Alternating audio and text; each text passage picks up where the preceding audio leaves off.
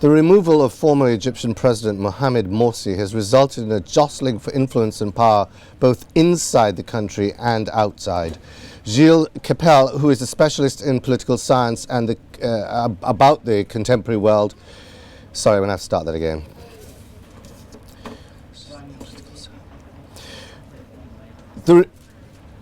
Sorry about that.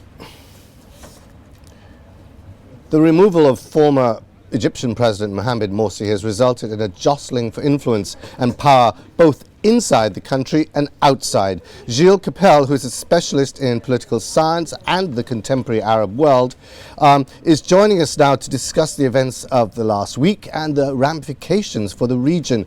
Gilles, when were you really aware that the Brotherhood was in trouble and, that the army was going to step in? Was this a surprise?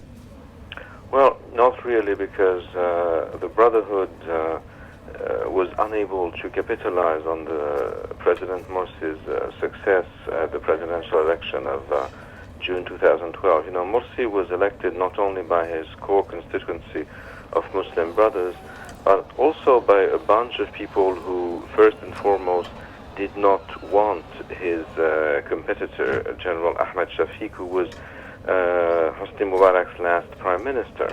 And therefore, Morsi was elected by a coalition of true blue, if I may say so, Muslim Brothers, or true green, if you'd rather, and Democrats. And he has not catered at all to the desires of the Democrats. He has had a rather authoritarian policy, and he was totally unable to fix the economy and the social issues, even though the last problems were not necessarily his fault. So this led to mounting exasperation in the population, and now we have a very divided Egypt, because there was a significant amount of people who took to the streets on the 30th of June. This was the biggest demonstration in Egypt ever, probably in cooperation or coordination with the army, sort of early before the demonstration itself. This is still unclear.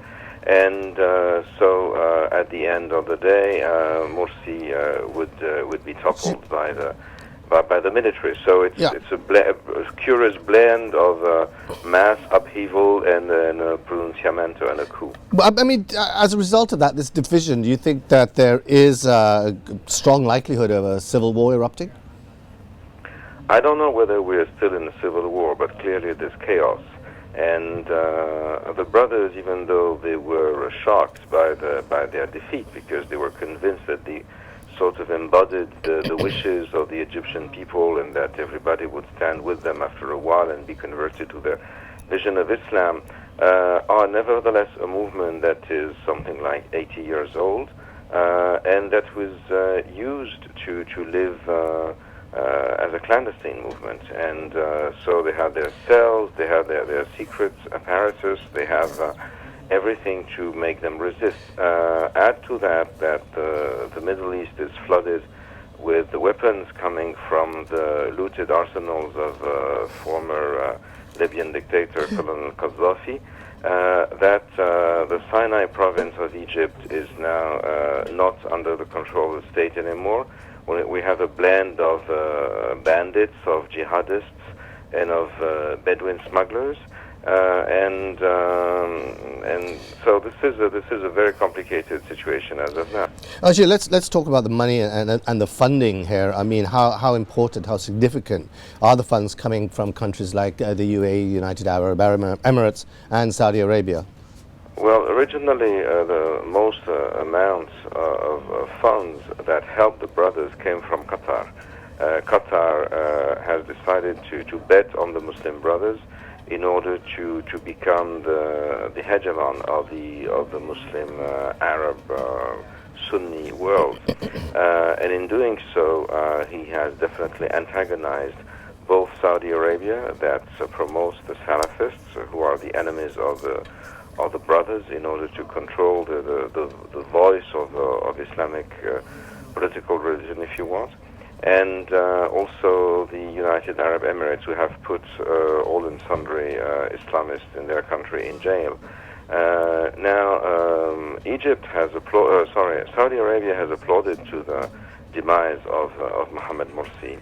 And whether or not they will play an active role in helping Egypt to survive and taking its nose above the water in the near future is going to be one of the big questions after the removal of Morsi. And finally, Gilles, what can we expect from the U.S.? I mean, obviously, is it still in their interest to continue helping Egypt with their aid program? Well, they're in dire straits because the U.S.